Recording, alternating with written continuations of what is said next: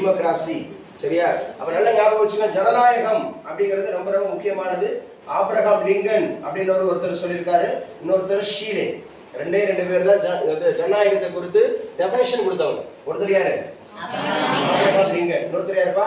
ஷீலே. என்னங்க கேள்விக்கு ஆளாகுது ஜனநாயகம்? என்ன சொல்லியிருக்கிறாங்க அப்படின்னு சொன்னா, கடுமையான கோடையை போலவே தேர்தல் களமும் சூடுபடுத்திருக்கிறது. 18வது மக்களவை தேர்தலுக்கு அரசியல் கட்சிகள் களமிறக்கும் வேட்பாளர்களை பார்க்கும்போது நமது ஜனநாயக நடைமுறையில் கேள்விக்குரிய வக்கிரத்தன்மை நுழைந்திருக்கிறதோ என்ற ஐயப்பாடு எழுகிறது. ஏன் இப்படி சொல்லியிருக்காங்கன்னா, தங்களது வெற்றி வாய்ப்பை அதிகரித்துக் கொள்ளவும் அரசியல் ஆதாயம் தேடவும் கட்சி மாறுவது என்பது புதிதொன்றுமல்ல. எல்லா கட்சியிலிருந்தும் சட்டப்பேரவை மக்களவை தேர்தலுக்கு முன்னால் போட்டியிட வாய்ப்பு மறுக்கப்படுபவர்கள் வெற்றி வாய்ப்பு தேடி சரியா கட்சி மாறுவது வழக்கம். கட்சி மாறும் போக்கு இப்போது ஒரு தொற்று நோயாக இந்தியா முழுவதும் பரவி வருகிறது என்றார்.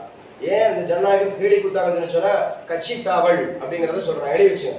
கட்சி தாவல் தடை சட்டம் அப்படிங்கிறது ஒண்ணு இருக்கு, ஆன்டி டிஃபெக்ஷன் லா.